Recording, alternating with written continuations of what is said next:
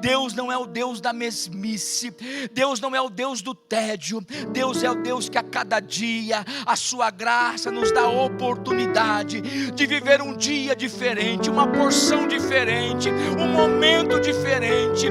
Deus a cada dia nos surpreende com a sua bondade, com a sua misericórdia, e nós estamos de pé porque Deus é bom.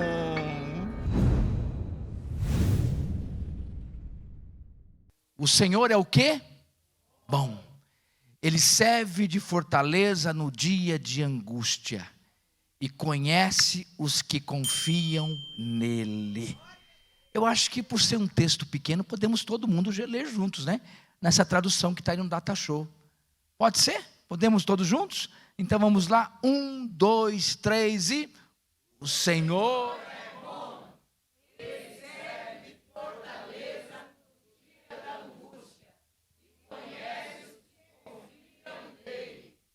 Acho que uma nota 5 aí, né? Acho que dá para melhorar, não dá? Podemos dar uma melhoradinha aí. Então vamos lá.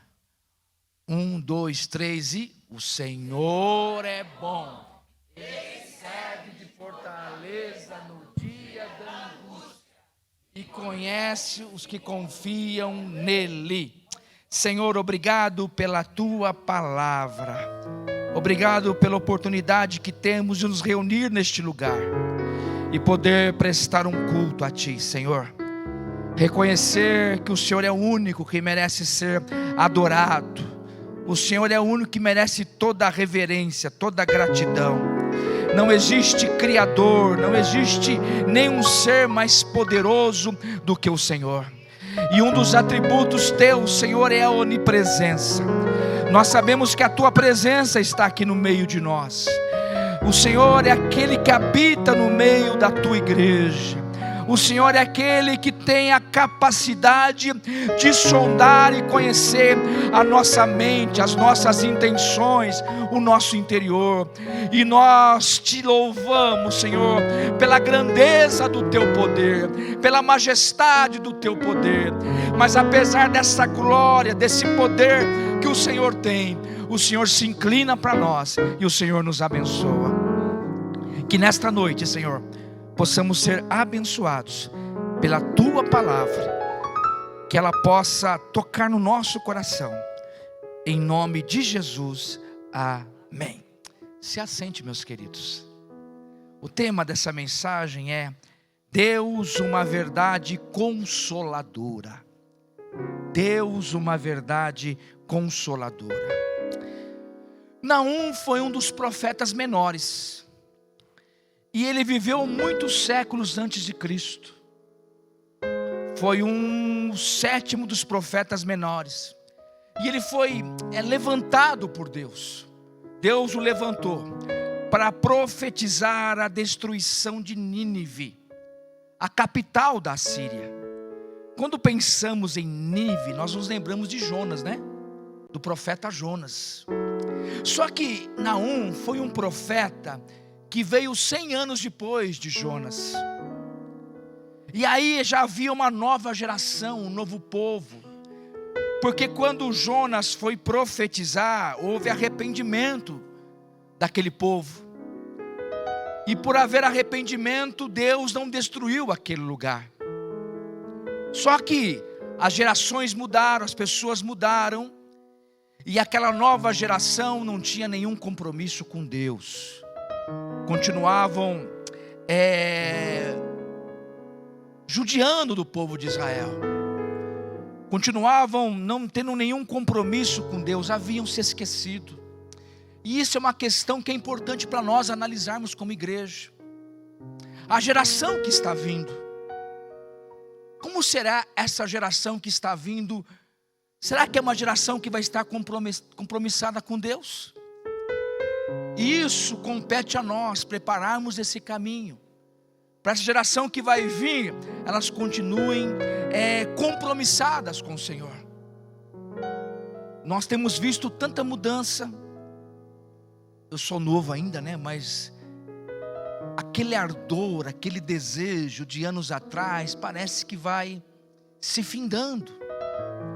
Parece que as pessoas hoje, elas estão mais preocupadas nas conquistas da vida, em conseguir algo na vida, e muitos têm deixado o compromisso com Deus e a sua palavra em segundo, terceiro plano. Essa geração que está aqui, quando Naum se levanta como profeta, é uma geração que está numa vida pecaminosa, uma vida descompromissada com Deus, e isso provoca a ira de Deus. Provoca a ira de Deus. Nínive era um império poderoso. Dentro de um olhar humano, era um império que assombrava a todos. Tinha um poderio militar grande. E dentro de um olhar humano, era um império que era difícil de derrubar. Então eles se achavam o tal, era um povo cruel, era um povo pagão, era uma nação arrogante, era um povo soberbo, era um povo nariz empinado, se achavam o tal. Mas Deus levanta Naum, e Naum quer dizer consolo, conforto. Deus levanta esse profeta e faz ele profetizar a decadência do império assírio. Deus usa aquele homem para dizer: eu vou acabar com esse império, eu vou destruir esse império, essa cidade impetuosa, sanguínea, eu vou acabar com eles. Só que no meio dessa palavra profética, através de Naum, Deus usa o profeta ao mesmo tempo para trazer uma palavra consoladora para o povo de Israel. Esse profeta que profetiza a destruição, a decadência do império assírio, Deus ergue a voz desse profeta para que ele profetize uma palavra de consolo, uma palavra de conforto para Israel. Que apesar de Deus se irar com aquele povo, com os ninivitas, com os assírios, Deus ainda continuava amando o seu povo. Deus continuava olhando para o seu povo. Deus continuava se fazendo presente no seu povo, no meio do seu povo.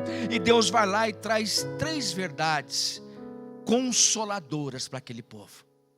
E eu entendo que estas verdades servem para nós aqui essa noite. O Deus que confortou aquele povo é um Deus que continua nos confortando. Nós vivemos talvez não no império assírio, mas vivemos num mundo decadente, num mundo que não tem compromisso com Deus, num mundo que a maldade é algo normal, num mundo que não tem compaixão, que não tem amor, num mundo onde há guerra, onde há morte. Eu quero dizer para você essa noite: Deus tem para nós uma palavra consoladora.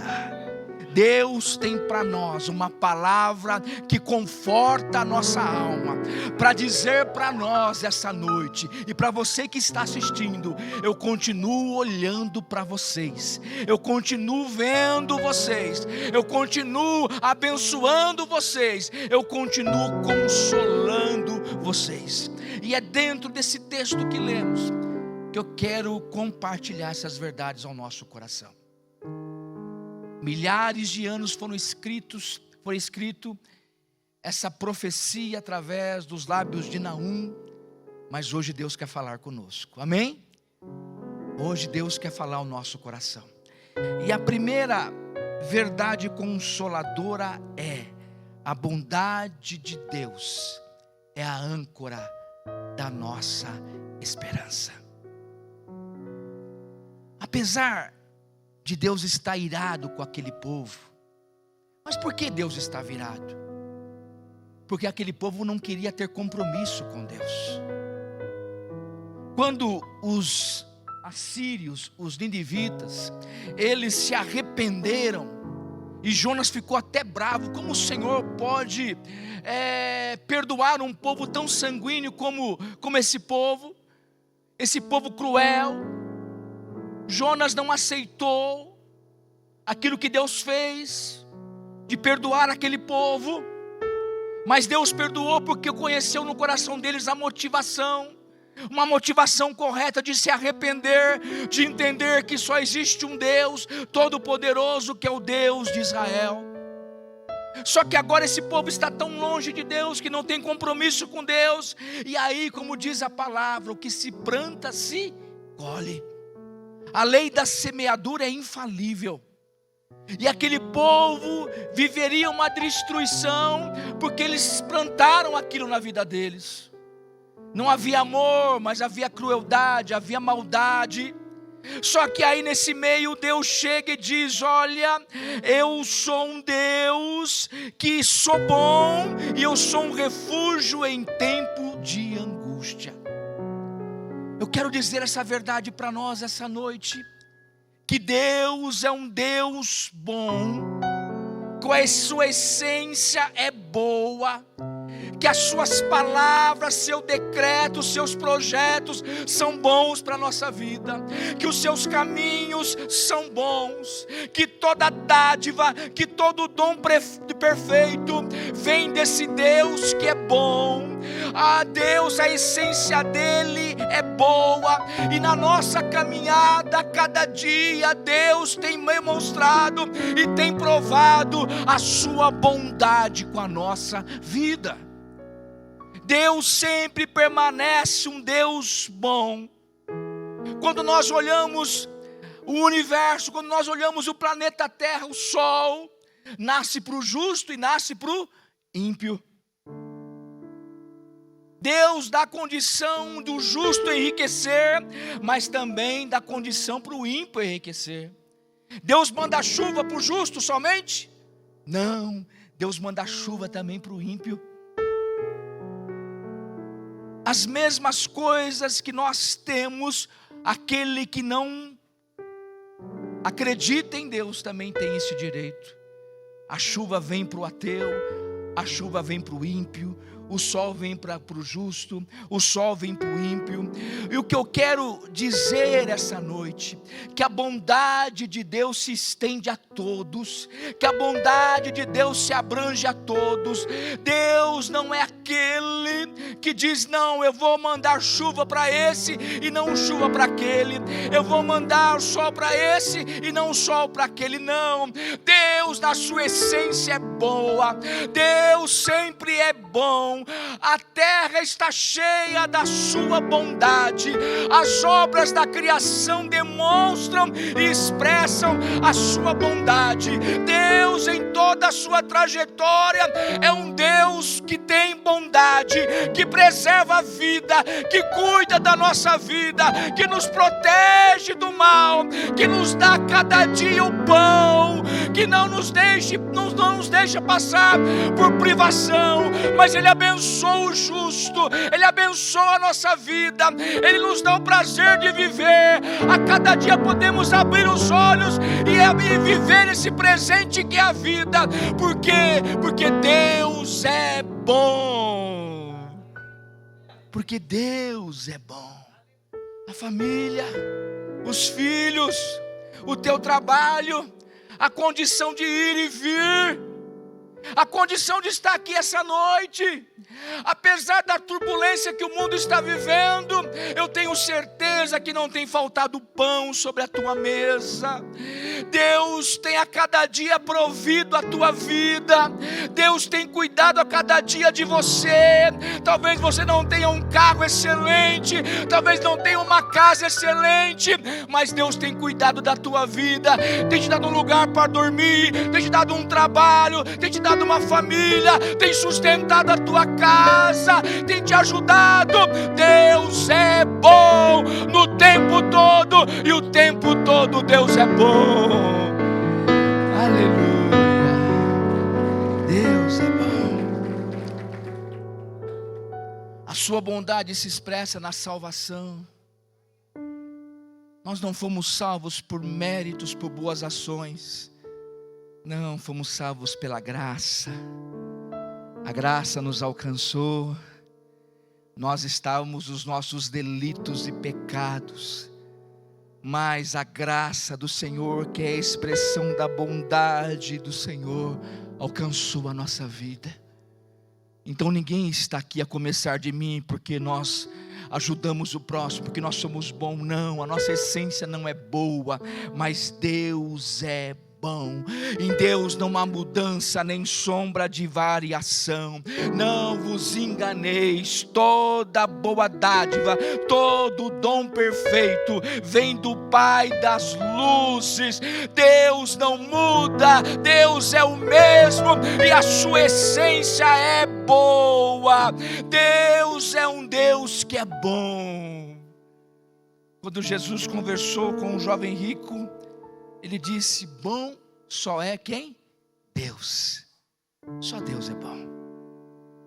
Você tem essa noite a oportunidade de servir um Deus que é bom.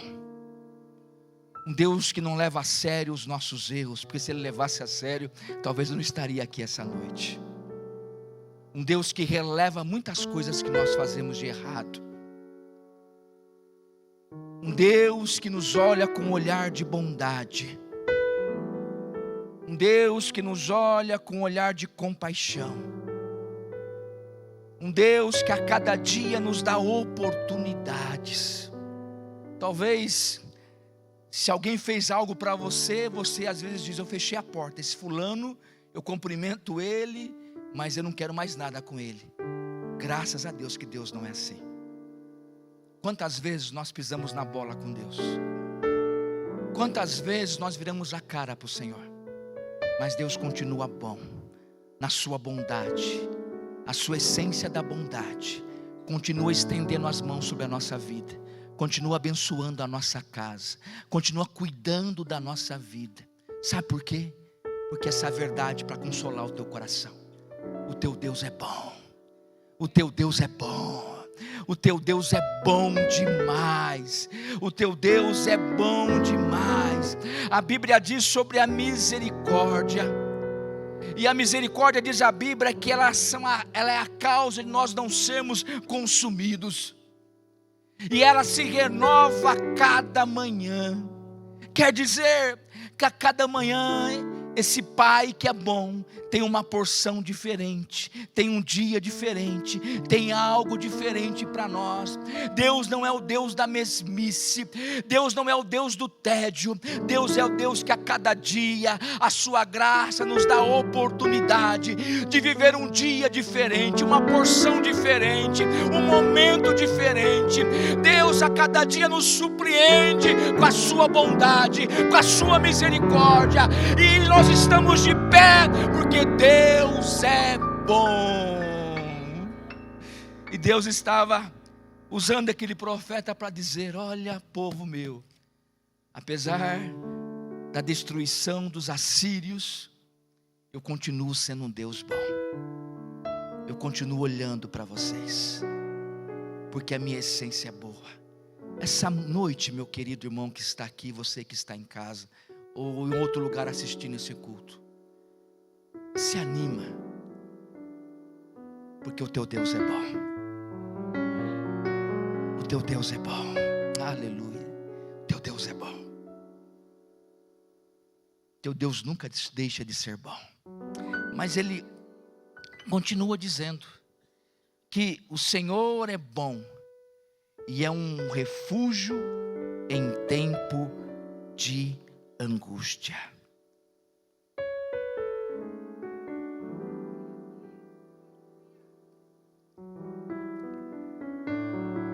Uma outra tradução diz que Ele é uma fortaleza em tempo de angústia.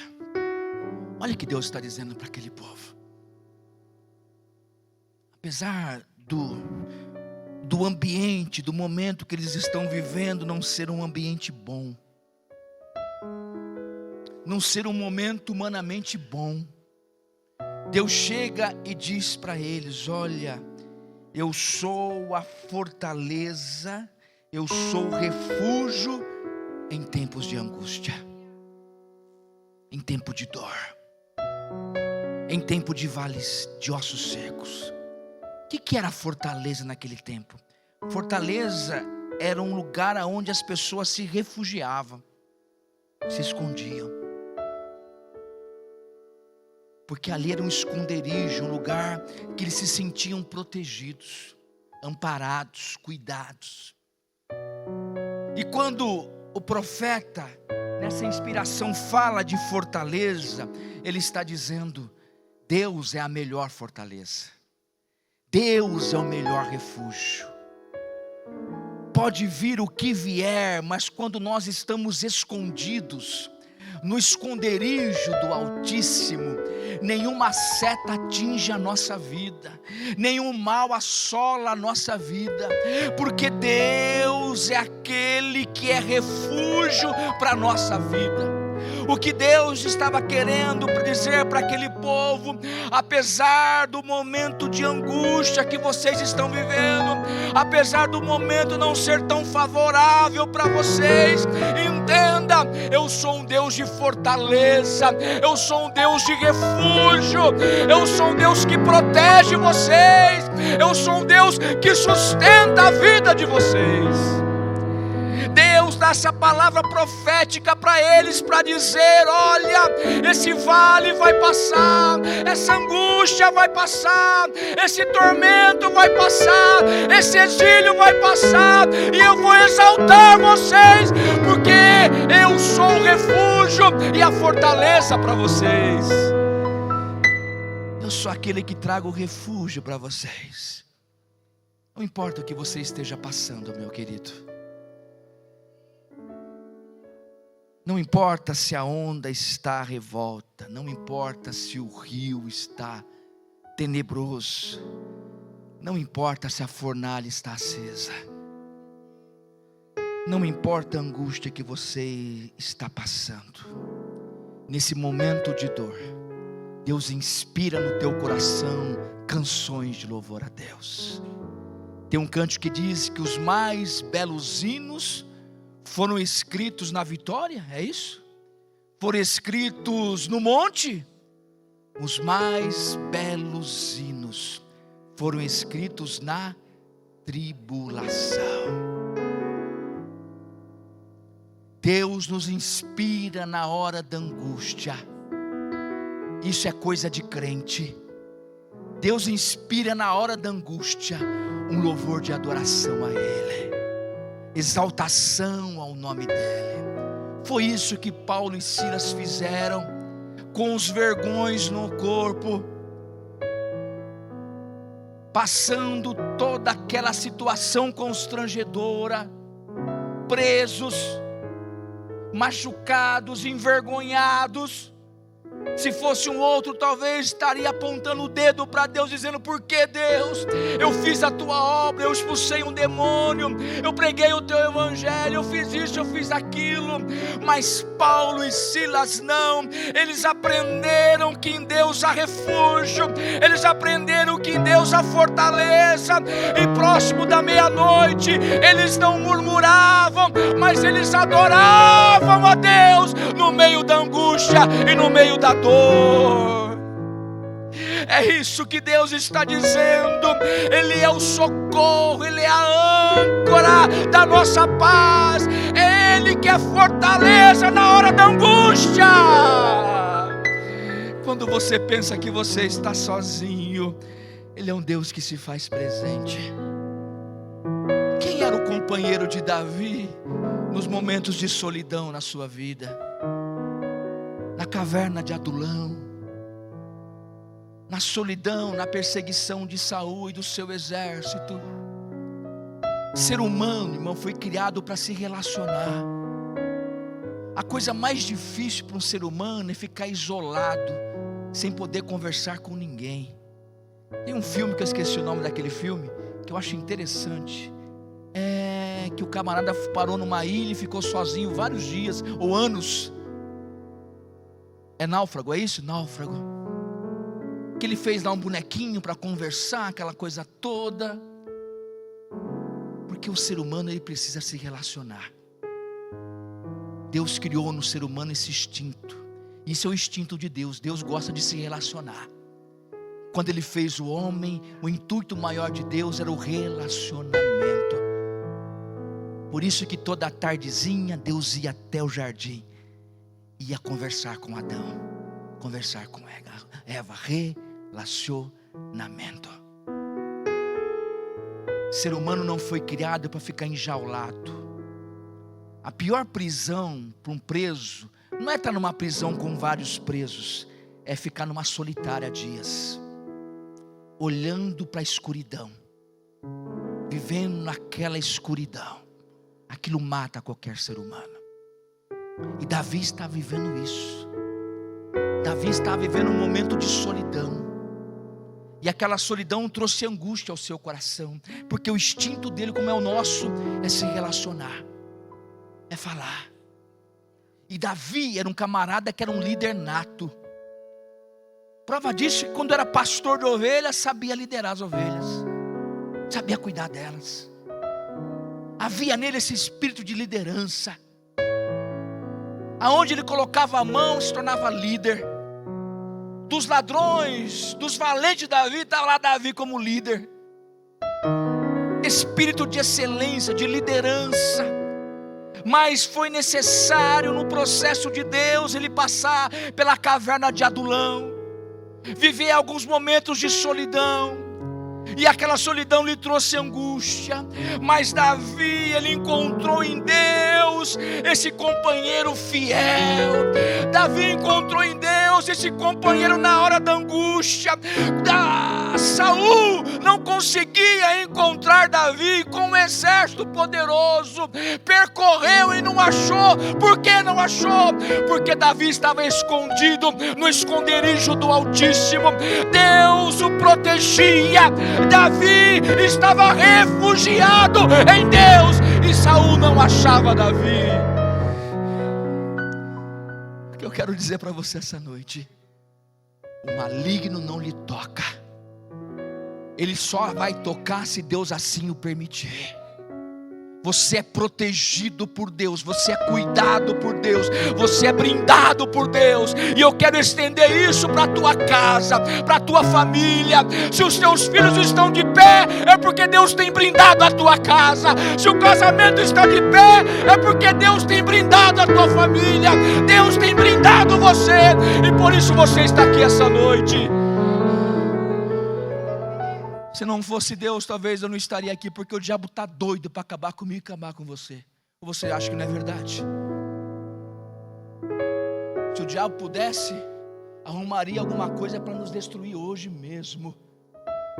Mas o diabo sabe, acima de tudo, existe um Deus que brinda o seu povo, aleluia, que abriga o seu povo, um Deus que é refúgio para o seu povo. Pode vir o que vier, o fogo, a tempestade, a luta, nós somos brindados, nós somos cuidados, nós somos fortalecidos no Senhor. Aleluia, aleluia. Paulo, eu preguei hoje pela manhã lá na igreja da cidade líder, e eu estava lendo Efésios capítulo 6, e Paulo faz uma explanação sobre a couraça, mas ele começa dizendo: olha, fortalecei-vos no Senhor e na força do seu poder. Meu irmão, a nossa fortaleza não está no nosso carro blindado. Se alguém tem algum carro blindado aqui, não sei. Ronaldo, você tem, né? Você não está blindado, não? Então está igual o meu. O meu é um carro que é perigoso o ladrão dizer: está aqui R$500 para você levar, que não quer nem levar, vou te ajudar, porque o carro está tão judiado. Mas o nosso refúgio não está num carro blindado, não está em colocar câmeras de segurança e tantas coisas para nos proteger. Temos que nos cuidar, cara, isso é papel nosso. Mas se Deus não guardar a cidade, em vão vigia a sentinela. Não existe guarda maior do que o guarda de Israel. Deus não se cansa de olhar para nós e cuidar da nossa vida e da nossa casa.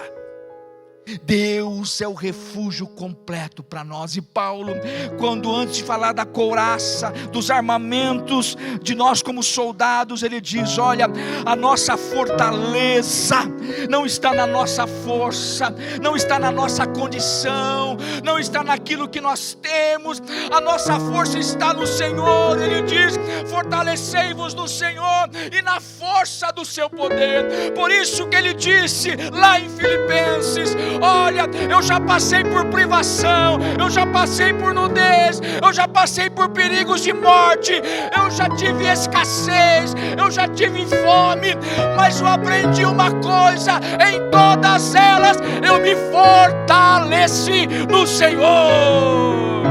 Ele é a minha fortaleza, Ele que é a minha fortaleza. E aqui Deus está mandando essa mensagem encorajadora para aquele povo, dizendo: eu sou a fortaleza de vocês. Eu sou a fortaleza de vocês. Um fio de cabelo não cai da nossa cabeça se Deus não permitir. Olha as aves do céu, não tem aonde, não tem ninho, mas Deus a cada dia alimenta elas. Imagine nós que somos imagem e semelhança de Deus. Como diz a Bíblia, nós somos a menina dos olhos de Deus. Eu quero dizer essa noite para você: você está enfrentando algum momento difícil da tua vida? Entenda uma verdade bíblica: todas as coisas cooperam para o bem daqueles que amam a Deus. Você é amado por Deus? Você crê que Deus te ama? Tudo que acontece na tua vida, existe um propósito maior de Deus. E o que eu quero dizer nessa palavra, como uma palavra de consolo para você, que Deus é a fortaleza no dia da angústia. Eu não sei qual que é o nome da tua angústia, eu não sei qual que é o nome da tua dificuldade, mas você pode todas as coisas naquele que te fortalece. Vai nessa força, vai caminhando de força em força, de fé em fé, de glória em glória, entendendo que a minha vida está ancorada, está fortalecida, está protegida debaixo do olhar de Deus. Porque, como disse o missionário Manuel de Melo, se Deus é por nós, quem será contra nós? Está muito fraco. Se Deus é por nós, Deus é assim. E Davi, lá no Salmo 3, ele disse assim: tem se levantado os meus inimigos, os camaradas estão querendo me matar. Muitos têm se levantado contra mim.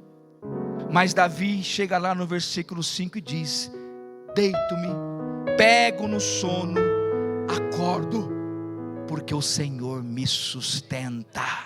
Aleluia. Isso é coisa de crente, é coisa de doido. Na turbulência você vai lá e dorme. É como Pedro, está o negócio pegando fogo, ele sabendo que os caras iam matar ele, porque Tiago já tinha ido, ele estava preso, a igreja orando, e Pedro sabia: eu sou o próximo que vão cortar a minha cabeça. Mas quando o anjo entra na prisão, o que Pedro está fazendo? Ele está tentando derrubar a cadeia. Pedro está o quê? Dormindo. Precisou o anjo falar: Pedro, acorda, Pedro, acorda, eu vim trazer salvação para você, Pedro. Eu vim trazer salvação para você sair dessa prisão.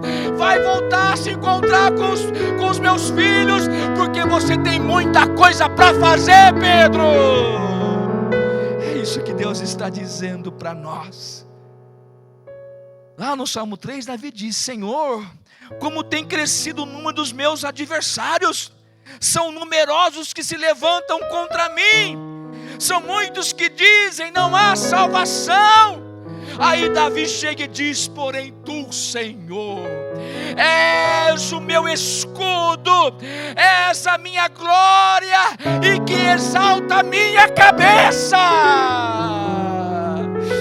Aleluia, aleluia. Meu querido, como eu disse na mensagem, Saul não achou Davi porque Davi estava bem escondido. Eu quero dizer para você essa noite, o diabo não vai tocar você, sabe por quê? Porque você está bem escondido. Deus tem escondido você, Deus tem guardado a tua vida, Deus tem brindado você. Por isso que você está aqui de pé. Teus filhos estão bem? Sim ou não? Tem faltado pão na tua casa? Sim ou não? Não. Porque Deus dá os seus enquanto eles o que? Dormem. Deus tem uma mensagem consoladora para nós essa noite. O mundo está turbilhão, está aí todo mundo brigando por causa de A, de B, quem vai ser o futuro presidente, tá aquela briga, aquelas questões, aquela coisa toda, a gente brigando mesmo, até crente brigando, até crente brigando por causa disso. Aí eu estou igual Davi, eu deito, pego no sono e acordo, porque o Senhor me sustenta. É o Senhor que sustenta a minha vida, é o Senhor que cuida de mim. Quantos cristãos passaram por perseguição, por guerra? Não estou dizendo que vai acontecer isso no Brasil. As pessoas criam tantos monstros que parece que se entrar um outro vai acabar com a liberdade, vai acabar com o país. Irmãos, nós estamos num sistema que tem Senado, que tem Câmara Federal. Calma o coração. Acima do A, do B, que vai assumir a presidência dessa nação, acima do A, do B, que vai assumir o governo desse estado, existe um Deus que levanta reis e abate reis. Existe um Deus que ouve a oração de um justo. Existe um Deus que ouve o clamor daquele que busca Ele. Existe um Deus que nós nos refugiamos nele. Creia nisso, faça isso. E essa é a mensagem consoladora que Deus tem. E aí eu fecho dizendo: Ele protege os que nele confiam.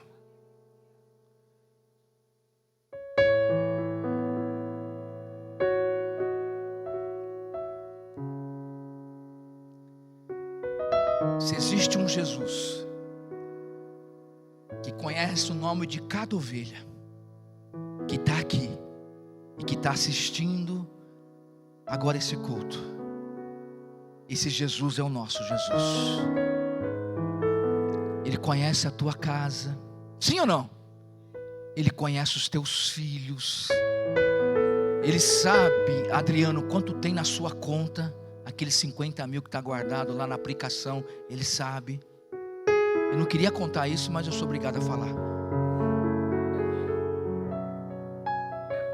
Deus sabe tudo. Deus conhece a nossa vida de ponta cabeça. Ele sabe quanto eu tenho no bolso, e Ele sabe que eu não tenho nada. Deus conhece cada um. Deus conhece o teu CPF. Deus conhece as tuas labutas. Deus sabe como você está penando para cobrir aquele limite do seu cartão. Deus sabe que já juntou 2 contas de luz e mais uma vão cortar a luz. Deus sabe de tudo da tua vida. Deus conhece a tua vida. Deus conhece a tua história. Aí eu quero ir mais a fundo dizendo que além de Deus conhecer a tua história hoje, Deus conhece a tua história amanhã. Deus conhece o teu futuro. Deus sabe o que vai acontecer daqui 2, 3 anos na minha vida e na tua vida. Tudo está projetado, programado, idealizado. Os nossos dias estão contados pelo Senhor. O Senhor sabe o dia que o meu prazo vai vencer e o teu prazo também. Deus sabe de tudo, Deus conhece tudo. E aqui Ele está dizendo: Deus conhece os que nele confiam. A Bíblia diz, Isaías, no capítulo 64, que nunca se viu, que nunca se ouviu, nem se percebeu, um Deus, o quê? Um Deus que trabalha. Aí vem a condição, que trabalha para aqueles que nele esperam. Se você esperar nele, se você confiar nele, Ele tem um projeto maravilhoso para você. Ele tem um projeto maravilhoso para a tua vida. Guarda essa verdade no teu coração essa noite, no que o Espírito Santo está me inspirando a falar isso. O projeto de Deus é a coisa melhor na tua vida. O pacote que Deus tem é o melhor para você. Deus tem a melhor coisa para a tua vida. Deus conhece você, Deus sabe quem você é. Deus é aquele que te acolhe, que te conhece, que sabe o teu nome. Deus é aquele que, se você realmente esperar nele, Ele vai sustentar e proteger a tua vida. Aqui o profeta diz: existe uma condição, Ele protege aqueles que nele confiam. Aí eu pergunto para você essa noite: em quem você tem confiado? Aonde está a tua confiança? Eu entendo que andar com Deus é uma aventura, sabe? Sabe o Indiana Jones, que é uma série tão legal? Hoje é série, né? Mas na época era 1, 2, não era 1 ou 2, cada um tinha um nome. Mas era uma aventura assim que, meu Deus, cada coisa que acontecia que você dizia: mas isso é verdade? Mas isso é verdade? Andar com Deus é uma aventura. E o que Deus essa noite nos diz e nos coloca uma condição é o seguinte: em quem você tem confiado? Você tem confiado na tua estabilidade de vida? Quantos estavam bem? Quantos estavam ganhando bem? Tinha uma boa posição, tinha um bom salário, mas de repente num dia chegou naquele trabalho e foi mandado embora, e perdeu toda a sua estabilidade. Tudo aquilo que ele projetou caiu por água abaixo. Quantas histórias eu já vi de pessoas assim. Tem pessoas que a sua estabilidade está na sua família. Quantos filhos que se foram? Quantas perdas nós já tivemos na vida? Tem gente que a sua confiança, a sua estabilidade está no seu potencial, naquilo que ele é capaz de fazer, naquilo que ele é capaz de realizar. Eu vi tanta gente de pé um dia, e no outro dia está no leito da enfermidade, está numa UTI, porque ele achou que era o bambambam, mas um dia um AVC tocou nele, um dia infartou, e no outro dia estava no hospital, sem condição de fazer nada. Um amigo meu, lojista, alguns anos atrás, ali foi um divisor na vida dele, aquela situação. Era um dia 24 de dezembro, para quem é lojista, está aqui o Ronaldo que sabe muito bem. É um dia que para nós comerciantes, eu tinha loja naquela época, era o dia que mais se vendia. Natal, véspera de Natal, o pessoal comprava, aquela época boa que se vendia. Hoje não está tão bom, mas naquela época. E ele saiu com tanto dinheiro, mas tanto dinheiro, pôs no carro e foi embora, feliz da vida. Fechou uma loja, fechou a outra, foi embora.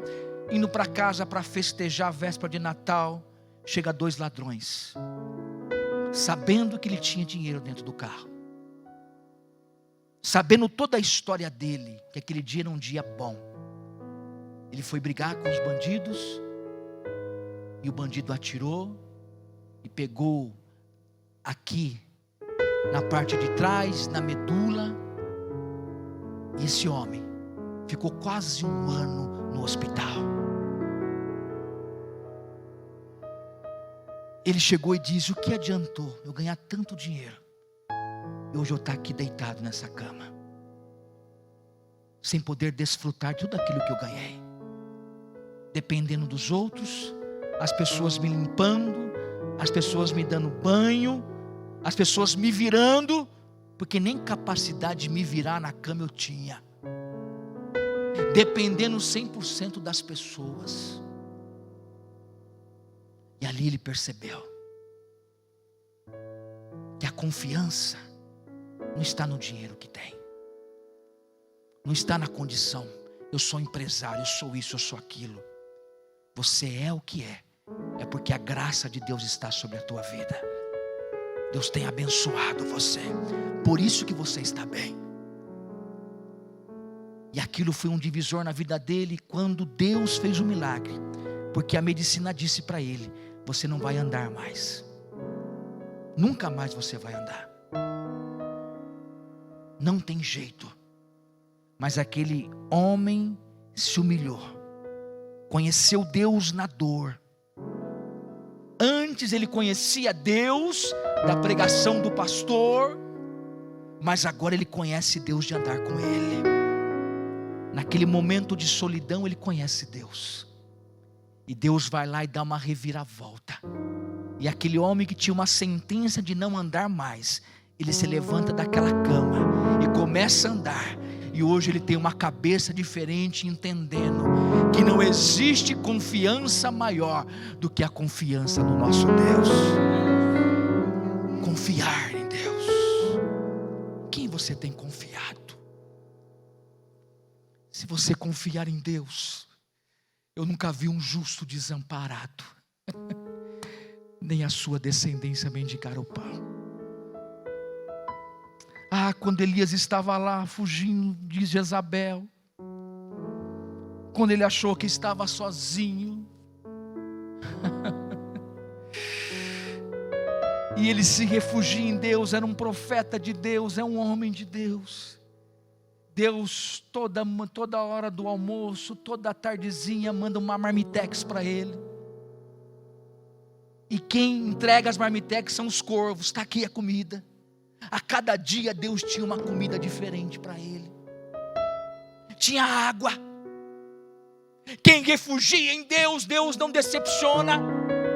Deus manda comida, Deus manda maná, Deus levanta pessoas, Deus levanta o ímpio, Deus cuida de você. Foi isso que ele disse para os discípulos: deixa de ser pescador de peixe, vai ser pescador de homem. Mas quando Jesus se vai e Pedro nega, eu estou fechando essa palavra. Pedro tenta voltar à antiga profissão de ser pescador de peixe, não é isso? E o problema é porque ele, por ser um líder nato, alguns caminham junto com ele. Vamos voltar a ser pescador de peixe de novo. Vamos voltar. Mas Jesus aparece para eles e eles não sabem que é Jesus.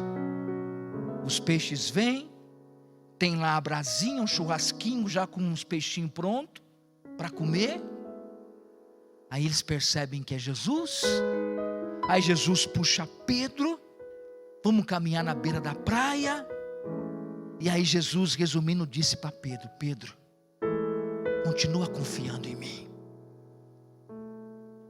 Quando eu te chamei para ser pescador de gente, eu ia sustentar você. Nunca ia faltar o pão sobre a tua mesa. Volta a acreditar em mim. Volta a confiar em mim. E é isso que Deus está dizendo para nós. Em quem você tem confiado? Aonde está a tua confiança? Como eu já bati a cara, meus irmãos, na minha vida.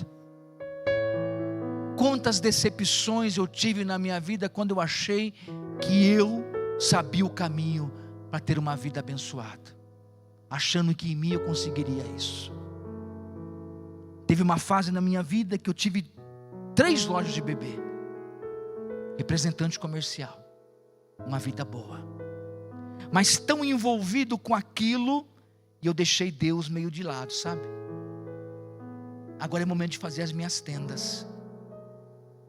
E Deus é aquele que vai soltando a corda. Deus é assim, né? Vai soltando a corda. Mas chega uma hora que Ele diz: espera aí, deixa eu dar uma puxadinha aqui, porque se eu deixar, esse meu filho vai cair na perdição. Dá uma puxadinha. Eu tive tudo, mas não tive nada. Tive um status de empresário, mas não tinha nada. Tudo foi por água abaixo. Sabe por quê? Porque eu achei que o meu refúgio estava em mim, na minha condição, na minha experiência, na minha habilidade, na minha capacidade. Não. É melhor ter o pouco com Deus do que tentar ganhar o mundo todo e perder a sua alma. Não adianta você tentar construir tantas coisas na tua vida, e como diz a Bíblia, louco, um dia pedirão a tua alma. Você é um escolhido de Deus. Você crê nisso? E por ser um escolhido de Deus, Deus tem algo específico com a tua vida.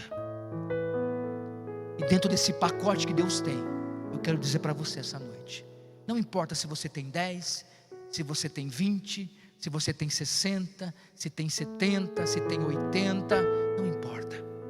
Eu quero dizer para você essa noite é que nesse pacote nunca vai faltar o cuidado de Deus, o olhar de Deus, a provisão de Deus.